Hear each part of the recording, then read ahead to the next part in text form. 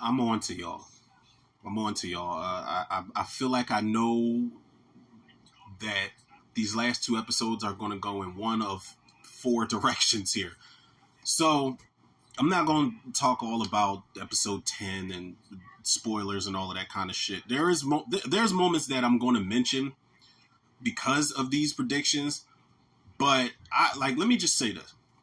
So it's two episodes left of The Chi, and everybody that broke the trailer down and really paid attention to it, we all know that there's a scene that's recreating a classic and heartbreaking scene in Boys in the Hood when Ricky gets shot. That scene in this show, now I don't know if it's a dream sequence, I have no idea.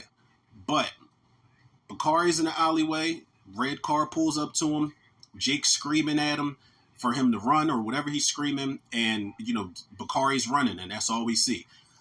I think Bakari has been on like borrowed time since he killed Ronnie. I know he was avenging Coogie and all of that, but I always have felt like he could go at any moment in this series after killing Ronnie. Karma has yet to spin the block for Bakari, and I feel like his time is kind of winding down.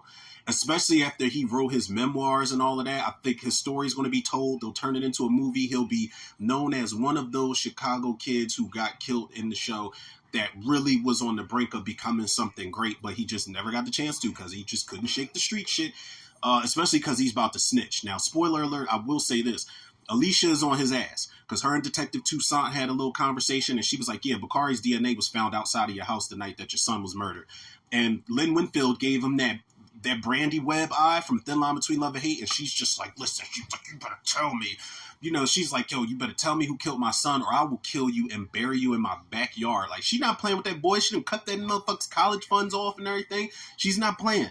But I feel like in a way it's too obvious to kill Bakari. It's too obvious to kill him off. Now, if you follow me on Facebook and Instagram, y'all already know I'm about to say pretty much exactly the same thing I said in my lengthy caption with these four pictures up here. I think it's kind of obvious to kill Bakari. So what if he dips and dodges in the alleyway when the shootout is happening?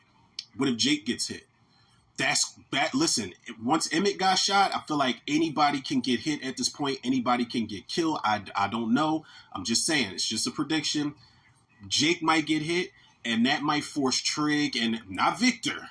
That might force Trig to fully resurface, and him and Reg got to put their pride aside and let bygones be bygones and hit the block and spin for their brother, like all season long, if that's the case, all next season long, which would be crazy to see these two motherfuckers back in the streets again because they really can't stand each other. And they threatened to kill each other and all. Well, Trig threatened to kill Reg at some point. But I'm like, okay, what if they hit Bakari with a sucker punch and Lene gets hit? Because they keep having these moments where they keep running into each other. He bought her flowers at the hospital. She wasn't trying to hear it. He ran into her at the block party in this episode, in episode 10. She wasn't trying to hear it, but she kind of smiles at him when he's like, can we at least be friends? And she's like, I'll think about it. And they run off and chase after each other, or he chases after her. So they're kind of getting back to where they were. It would be nothing more heartbreaking than for them to finally be about to get back together and something happens to Lene. I think if something did happen to her, whether if she dies or survives getting shot, I think it'll be a good way. And nothing against Vic Mensa and Lala, man. Like, I fucks with them, but I'm talking about the characters, the way their characters are written.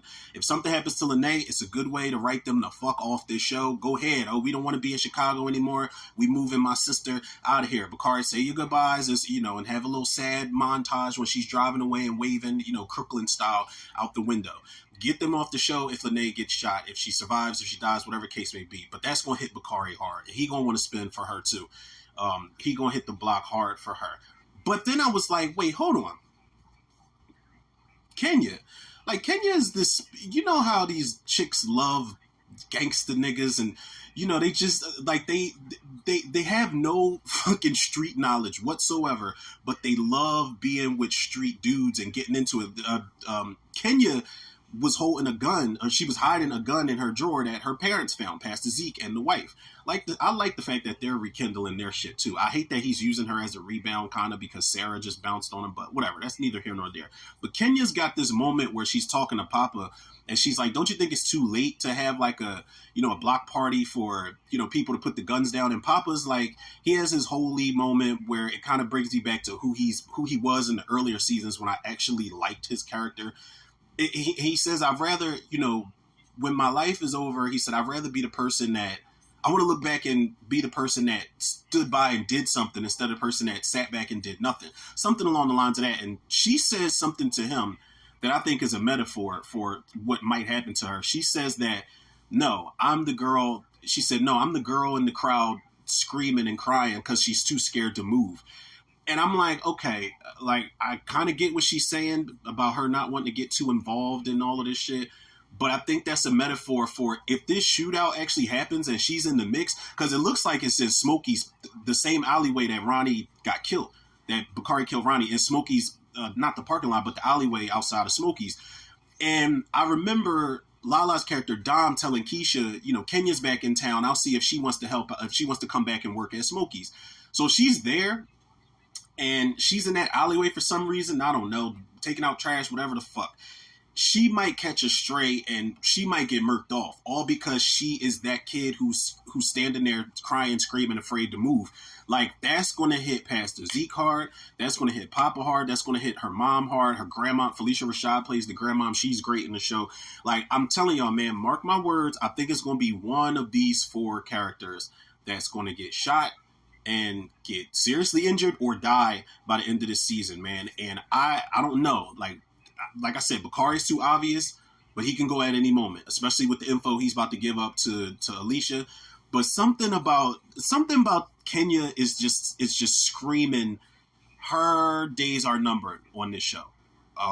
And especially that line that she said to Papa, it was so, like, it kind of fit with what they were talking about, but it was one of those lines that I just couldn't shake when the episode was over. I was like, why? Like, hold on. Like, are we foreshadowing that something's going to happen? I don't know, but just know if it does, y'all know where y'all heard it from. I ain't no prophet or nothing. I just be knowing sometimes.